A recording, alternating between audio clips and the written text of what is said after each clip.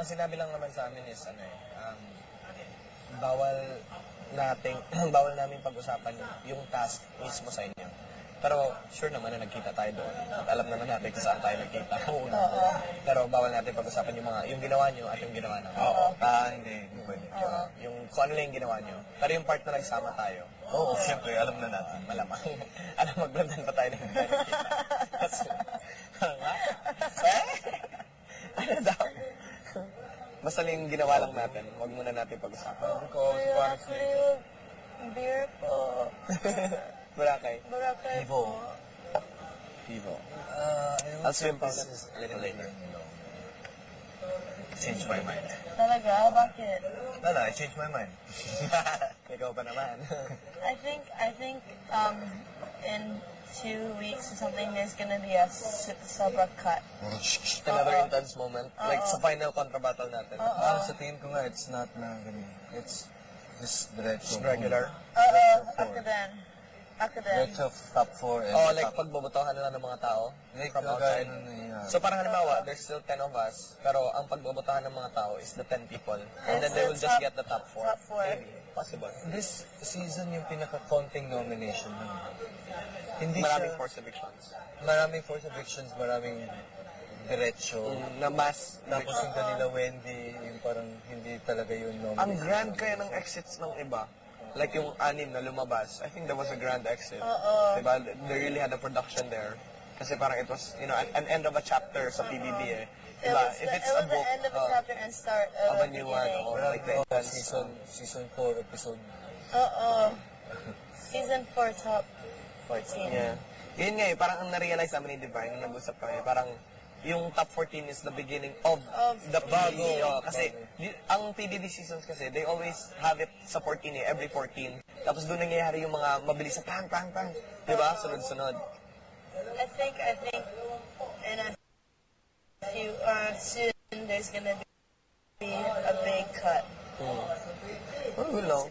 In theater, it's called the crux, or yung twist ng may twist, may major Good luck twist sa ating lahat. May contra battle pa eh. Hindi natin alam. One more. I'm sure big contra It's battle. gonna be huge. The biggest, the grandest. Kasi it's the last one. This one was freaking huge. So the next one is gonna be big. Masaya ako na dito.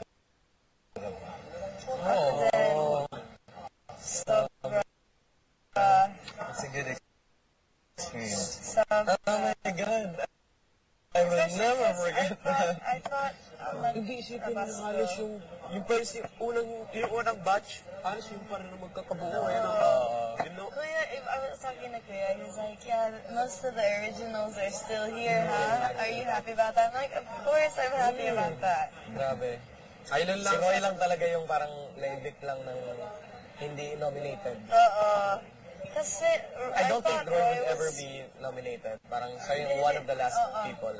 Honestly, I thought it was gonna be Roy instead of me. Second. No. I think Roy did. Depende sa process. Oo. I think Roy did something parang Hindi mo pare ko. May gusto kong sabihin para bawal eh. Pero ang strong. Huwag mo na lang sabihin. Pero ang strong.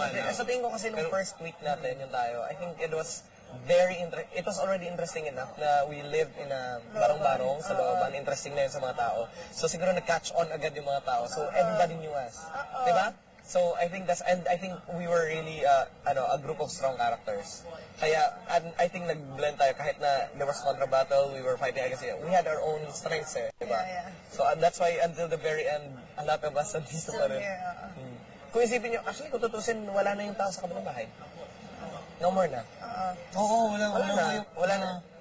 Na galing doon talaga yung hindi tumira sa looban. Jessica was the last. Lahat na ubos. Sayang si Jessica. Sayang. Isipin mo, nalilitin siya tapos inano pa siya ng mga tao. Pero baka sa opinion niya, parang May someone deserving. She always said that. it wasn't about someone deserving. It was about may naisip din siya na parang Siguro, pero message with ang her. alam ko kasi, ever since nasa industrial pa kami,